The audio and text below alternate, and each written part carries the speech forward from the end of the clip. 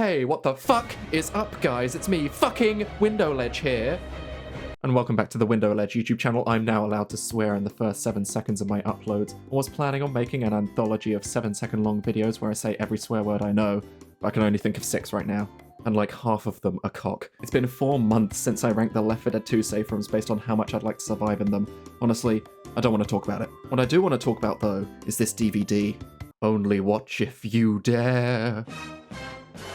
I don't know who Dare is, but I'm sure they probably won't mind if I check it out.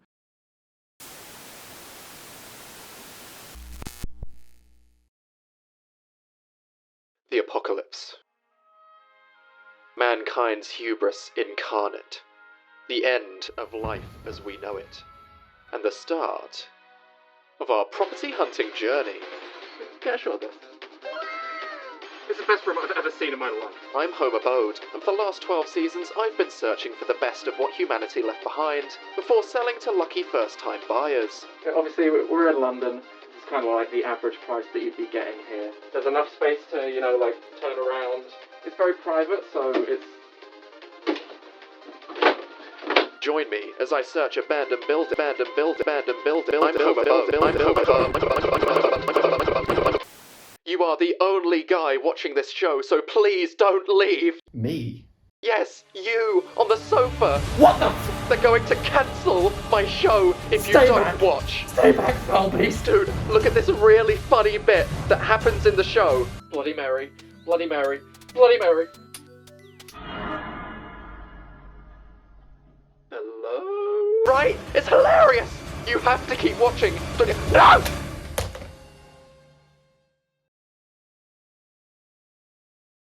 Holy shit. Hey guys, it's me again. I'm here to rank Left 4 Dead rooms again. This time we're doing the first game, wow. This is the show where I take a look at each safe room and rank them based on how much I'd like to survive in them, based on their safety, comfort, and entertainment. Because I'm stupid and didn't do a resources category. You should definitely watch the first video first, as it gives a better explanation of my scoring, so you can better understand what's happening in this video, or at least most of it. Let's get started with the first room.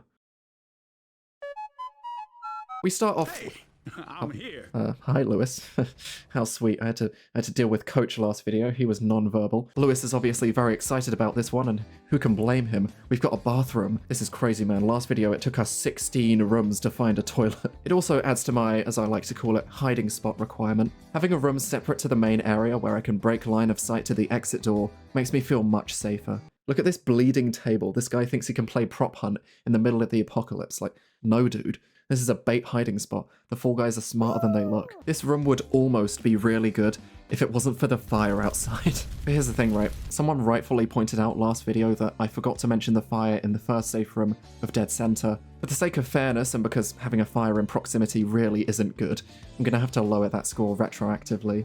The fire doesn't spread in the game, but it probably would in real life. I've taken away 5 points for the fire. You could argue for taking away more, but it's fine. It's character building. I'm not going to show the overall rankings across both games until the end of the video, so look forward to that.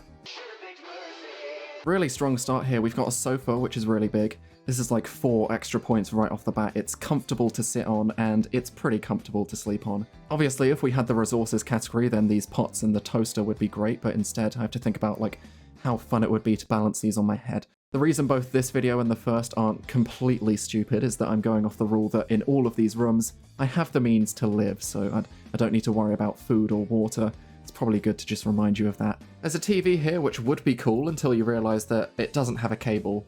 I can't find any outlets. And since we're in an apocalypse, it's only going to be showing stuff if it has the means to record shows, which, given it is literally cubic in shape, I'm going to assume it doesn't. There's really not much else of note here. The sofa is doing a lot of heavy lifting. Now this is a nice break area, it seems. Would be pleasant to be in to have your lunch hour, but surviving full time in here? I don't know. It feels nicer than the other 2 so far, but equally, it doesn't have the sofa. Hi, it's Editing Man here. I just said, quote, but equally, it doesn't have the sofa. Do you see what's wrong with this statement? Is it the big fuck-off sofa leaning against the wall that I didn't see until now? I am not even joking. I'm like 1 day away from upload, and I only just saw that. Don't worry, I will adjust the score. It has chairs, which is, you know, a couple points in comfort, and I will be awarding points for this kitchen area. Now I know what you're thinking, window ledge. Last room you just made a big deal about how we don't have a resources category. How could this possibly be entertaining? And to that I say, it seems someone obviously didn't have the IKEA toy kitchen set growing up. This is just the pro version. Sorry for calling you fat last time, Mr. TV, but he's kind of proven my point. Even if there is electricity, you're just going to be watching static, which isn't very fun. This place definitely had potential. If it had the sofa from the last one, we'd be looking at a generational room, but oh well. Here's our last one for the first campaign. I'm not quite sure I like the ceiling, to be honest. It makes sense thematically. We're in part of the hospital which is under construction and a bit bare bones. And yeah, I haven't mentioned this until now, but this campaign takes place in a hospital, and it's probably something to consider because in a zombie apocalypse, the hospital is probably the last place you want to be in. You just know there's going to be some sort of mutated abomination in here. Does the cleric beast scream? Anyone who's had some sort of building work done on their house, like a loft conversion or an extension or something, may know that a room under construction has a certain smell. And I'm not talking about the builders. It smells of like cement and paint, and you've got all the small bits of plaster on the ground that you can actually see here. It's enough to lose a point in comfort, I'd say. That there's a reason people finish the construction work they're doing. Those of you who watched the first video will know how much I loved the ladder that was in one of the rooms. I gave it 3 extra points saying I could use it as monkey bars. Now, that hasn't changed. I genuinely remember enjoying playing on the ladder when I was younger, pretending I was a window cleaner or a firefighter. Don't think I've grown out of it just yet. These bags of cement are good as well. Oh god, here we go. He's going to talk about how much he loved playing with concrete growing up. No, I'm not. Like, piling them up in front of the door might make me feel a bit safer.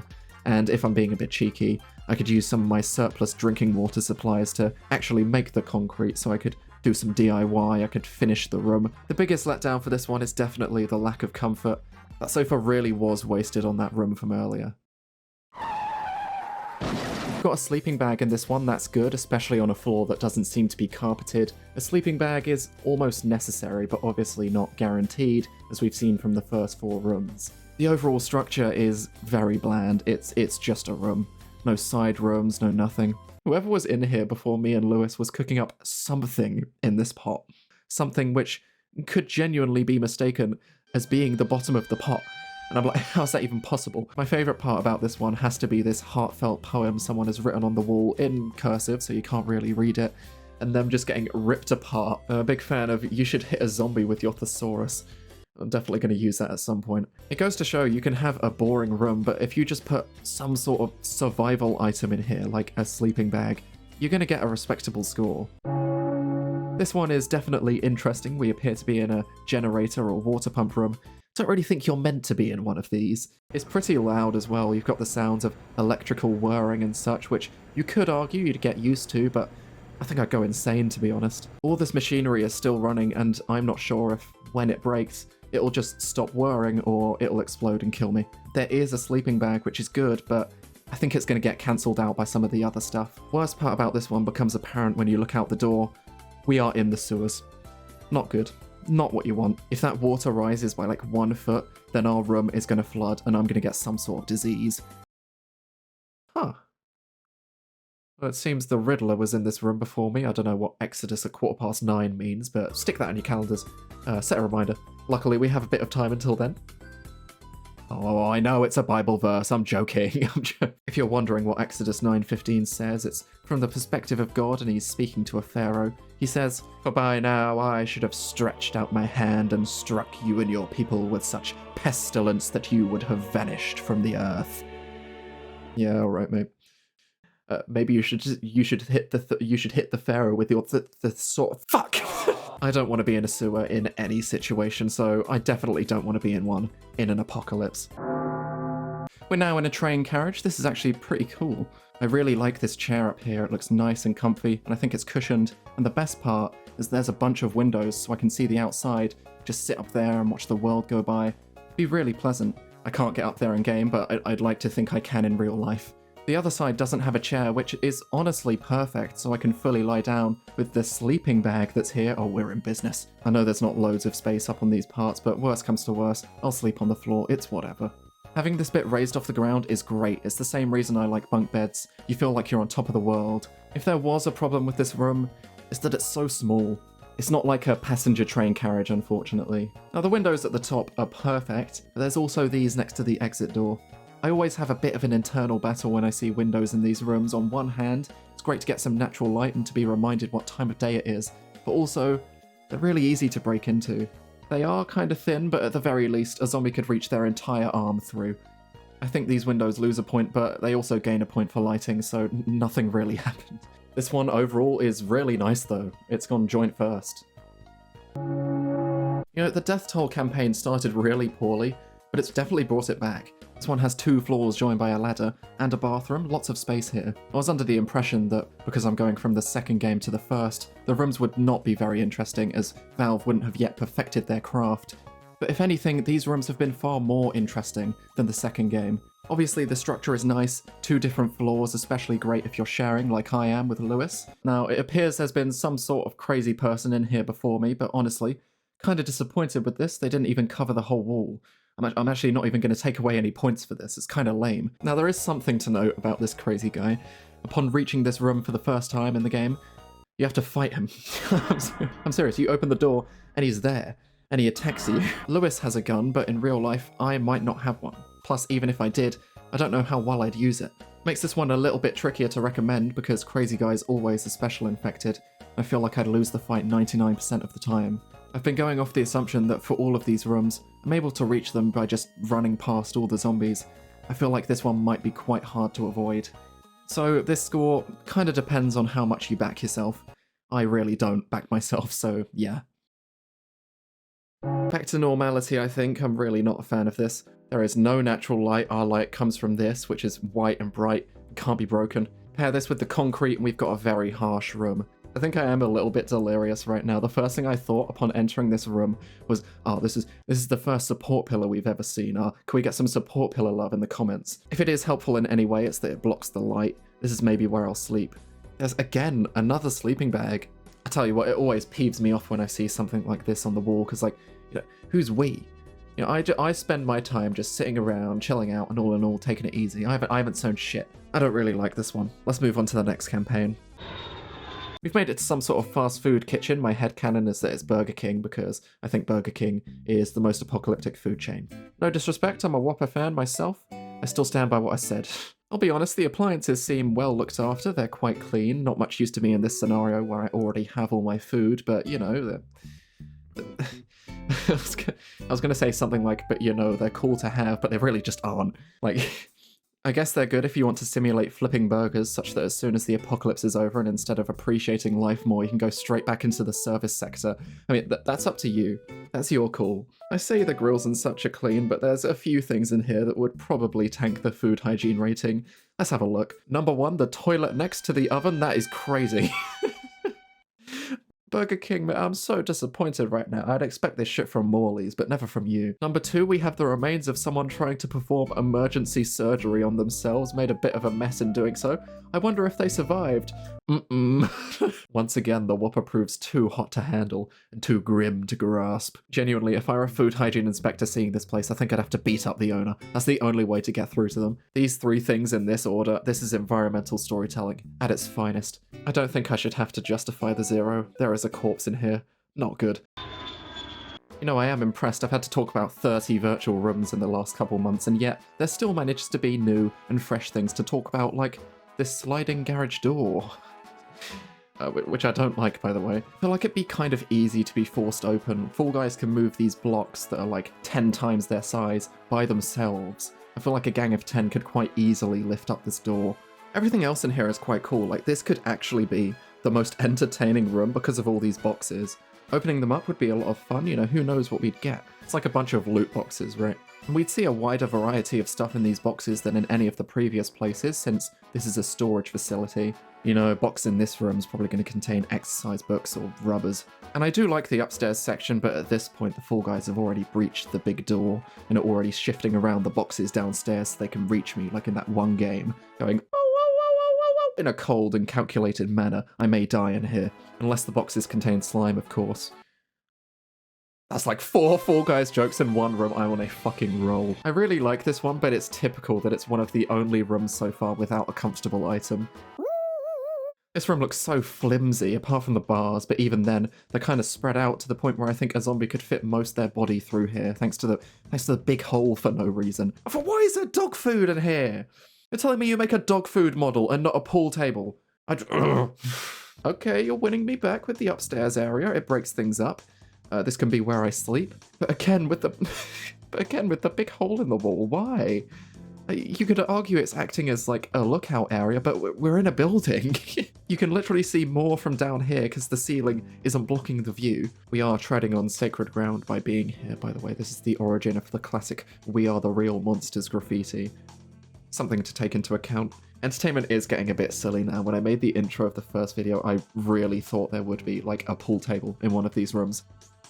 Finally, man, this campaign has been themed around an airport. This is the first room that feels like it actually fits that theme. It's probably the lamest thing we could have gotten, but whatever. This is called a jet bridge, by the way. It's the tube that you walk through in order to get onto your plane, and it is small. It has these mini windows, which are quite nice. You get the sunlight, and you don't have to worry about zombies breaking them down. Jet bridges, like this one, are generally off the ground, which makes me feel safer, but if you do take a step outside, you'll realize it's actually quite easy for the zombies to get onto the bridge, so I don't think I'll be giving points for that. I don't think there's much else to say for this one. It's disappointing that in the airport-themed mission, we didn't get, like, you know, an aeroplane safe room, or, you know, the car thing that they drive around that goes like, shh, shh, shh. I mean, I guess I can give points for the view. The view is pretty...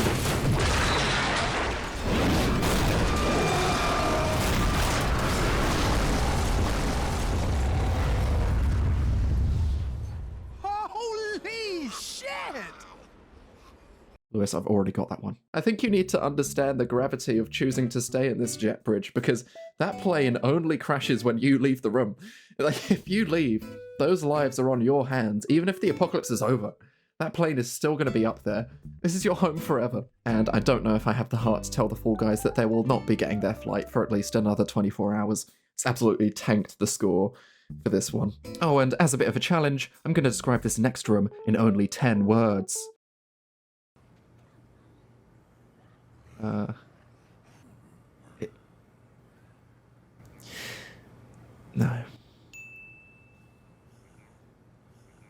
Is that the most boring room we've seen so far? Like, I don't have anything to say, man.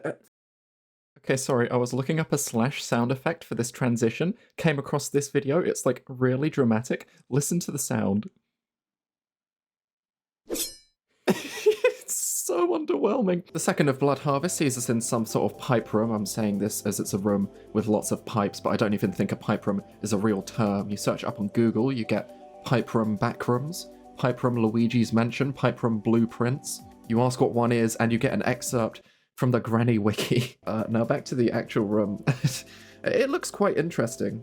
As long as these pipes aren't burning hot to touch, which I feel like sometimes they are, sometimes they have boiling water in them.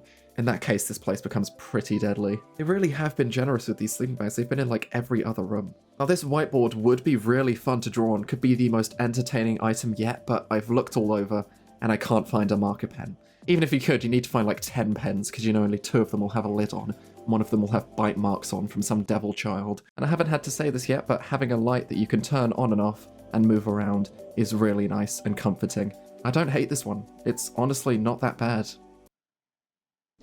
Oh my god, this place is a mess. Where do I even start? Like, should I even start? These corrugated metal walls, by the way, in real life, I don't know if you've had these, they shake so violently when it's windy, they make such a racket. Hey man, we know you wanted a pool table, but how does 8 bags of tree fertilizer sound, huh? Huh? How about some of Grungle's gruel, huh?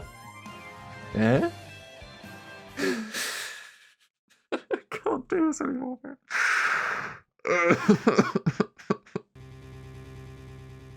No. No, surely not. Surely not. Surely this is not the same room that I ranked earlier. No. I'm looking at them now. That's the same room. That's the same train carriage. You know what, Valve? You. You think you can pull a fast one on me while I'm at my lowest? You think you can... This is just me off now? You know the dead! Okay, I'm back. Look, I'll be the first to admit, I think I came across a little confrontational in the last room, but it's fine. I took a break, and I'm back, ready to rank rooms again. The pattern for this video compared to the first, that they've just found any old room and then just stuck in a sleeping bag. I guess you can call this a movable light source, but only because it fell from the ceiling. I mean, it's kind of useful. I can point it at the wall if I want darkness because, you know, there isn't a light switch in here. I do feel like a lot of these have also either been inside of a building, so no natural light, or it's just been really dark outside. I know that time still passes, so it would become light eventually, but it just doesn't help when it's dark. There's nothing else to say, really. This is the score I'm giving it. Out of 30. Out of 30. Oh my god. What happened here? Like, was there a bear staying in here? Door looks like it's gonna fall off. A barrel on fire? Beautiful blue sky though. Okay, the water dripping from the big hole in the ceiling. Does anyone else think that the ripples it create look kind of green? Got like a green tint to them. Is that just me? Well, let me get closer. Let me stand under it. It's green, right? We do have natural light and fresh air, but also the light from this vending machine, which contains a drink known only as cold drink. You know, the funniest part of giving a room a score of 4 out of 30 is that there are still 4 rooms worse than it. Guys, this is the last room. It's a campaign with just 1 room, and it's the last one. I really hope it's good, because we haven't broken 20 out of 30 yet. If it's bad, I might lose it. And I've already done that like twice this video. So, here it is. Oh my god. It's beautiful. What is that? It's haunted. Unlike the cabin from the first video, this seems really warm and cozy and it doesn't have flies. We have a separate bathroom with a shower, we haven't seen that yet, and a window that is small enough so it doesn't pose a risk of a break-in, but gives us the natural light when it's daytime. The fireplace, the candles, ceiling lights as well. The sofa and the bed. The only bed we have had in this video. I'm gonna cry. It's been so tough seeing all these rooms where only the bad ones would have a comfortable item. But this is it. This is the one. It's going right to the top for this video. I can't believe it. It's incredible. But is it the best across the 2 games? Well, that's what we're going to find out. Well, that is it. That is all of the rooms. We'll start with the top 3 across both games. Joint third is the train from Death Toll and the break room from No Mercy. They both got 18 out of 30, but very different rooms. To be honest, if I had to choose one, I'd probably go with the break room, thanks to the groundbreaking discovery that it actually does indeed have a sofa. And because what I just showed you was actually footage from Blood Harvest 4, which is the fuck you room, and I bet you didn't even notice. So yeah, I'll say No Mercy 3 gets third. And it was very close, just 1 point between them, but the cabin from The Last Stand, the final room we ranked, is in second. And the one from Hard Rain in the first video takes the title of my favourite Left 4 Dead safe room. Also, this and the one from The Last Stand were just so much higher than every other room. Now to the other end. Third to last is the plane crash. It got -2 out of 30, and to be honest, I think it's lucky to not be lower. You know, the reason it isn't lower is because everything is absolutely fine until you leave the room, so you can just stay in there and be alright. Second last is the one from the first video with the pile of dead bodies, -5, and the title for worst Left 4 Dead room goes to the Parish 3 from the first video, the one that was falling apart in real time. The best campaign on average was Hard Rain from the first video, definitely helped by the fact that it had the best room overall, but the other ones weren't too bad either. And this is unless you count The Last Stand, which I personally don't because it's just 1 room, but technically The Last Stand has the highest average. And the worst was the Parish, with an average score of 0 out of 30. Fun fact, by the way, I'm pretty sure I mentioned this in the first video, but my scoring was based off the fact that I would give 9 points overall to a room with 4 walls and a ceiling and nothing inside, as sort of like a baseline. And the fact that there are 11 rooms that are less than 9 out of 30 is honestly really impressive. I'm kind of in awe. And finally, between the 2 games, Left 4 Dead 2 we did in the first video, Left 4 Dead 1 in this video, I know I did them the wrong way round. But the game with the highest average score was Left 4 Dead 1. I think by virtue of not having an exploding room, sort of. Anyway, thanks so much for watching. I'm really sorry it took so long, and I hope it, nearly lives up to the first video. Alright. Have a good one.